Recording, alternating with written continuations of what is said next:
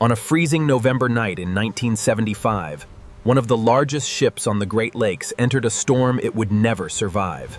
The Edmund Fitzgerald was 729 feet long, carrying more than 26,000 long tons of iron ore. On November 9th, the Fitzgerald loaded her final cargo at Superior, Wisconsin, bound for Detroit. The voyage began like thousands before it.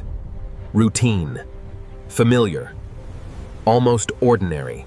Another freighter, the Arthur M. Anderson, was also crossing the lake and would become a crucial witness to what happened. But on November 10th, a powerful autumn storm was moving through the Great Lakes. Winds reached around 50 knots, while waves approached 20 feet, enough to challenge even the largest freighters. Inside the bridge, the crew continued navigating through worsening conditions. With every mile, the lake became more violent. Earlier reports indicated the Fitzgerald had suffered damage in the storm, and conditions were becoming increasingly difficult. The Fitzgerald remained in radio contact with the Anderson as both ships fought through the storm. The Fitzgerald was heading toward the eastern end of Lake Superior, toward the relative shelter of Whitefish Bay. Then darkness fell over Lake Superior.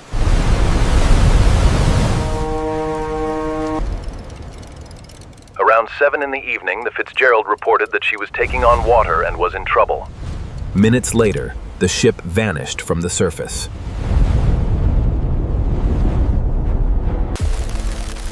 And then, there was silence. The Coast Guard launched a search, but Lake Superior gave investigators almost nothing. There were no survivors, and the ship had disappeared so suddenly that there was little evidence of an attempted abandonment. Eventually, investigators located the wreck in about 530 feet of water. The ship had broken apart on the lake floor, with its bow and stern separated. But finding the wreck answered one question and created another. What actually caused the Fitzgerald to sink? One possibility involved flooding through damaged or compromised hatch covers. Another theory suggested the ship may have encountered the lake bottom in an unexpectedly shallow area. Another possibility is that an unusually powerful wave overwhelmed the vessel. Decades later, there is still no universally accepted answer to the exact sequence of events. But behind the mystery were 29 men, captains, engineers, sailors, and crew members who never came home. Their final hours were spent doing what Great Lakes sailors had done for generations, working through a dangerous November storm. Lake Superior is so vast that, from the water, the opposite shore can disappear completely. More than 500 feet below the surface, the Fitzgerald remains in almost complete darkness. The wreck remains a silent underwater record of one of the Great Lakes' greatest maritime tragedies. After the wreck was found, investigators began reconstructing the Fitzgerald's final voyage.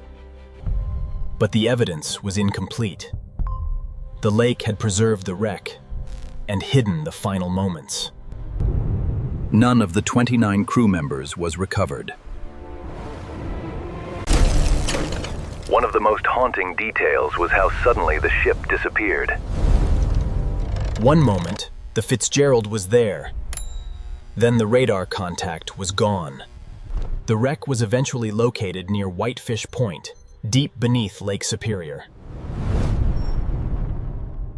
On the bottom, the ship told investigators something important. The sinking had been violent and sudden.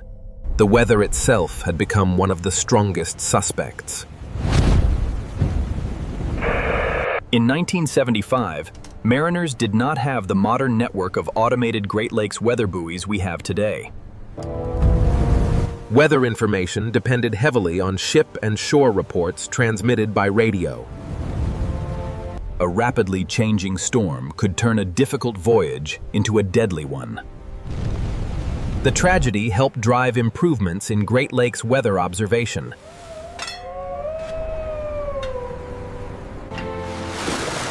By 1979, 8 data buoys had been deployed across the Great Lakes. Today, wind, waves, pressure, and other conditions can be monitored far more continuously. The Fitzgerald changed more than maritime history. It changed how dangerous weather could be observed.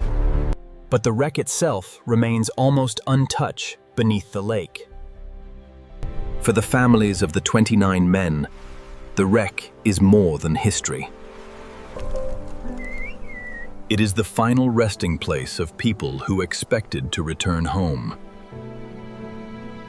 And every ship that crosses these waters carries the memory of those who came before. The lake has changed little. The technology around it has changed enormously. Yet one question still refuses to disappear.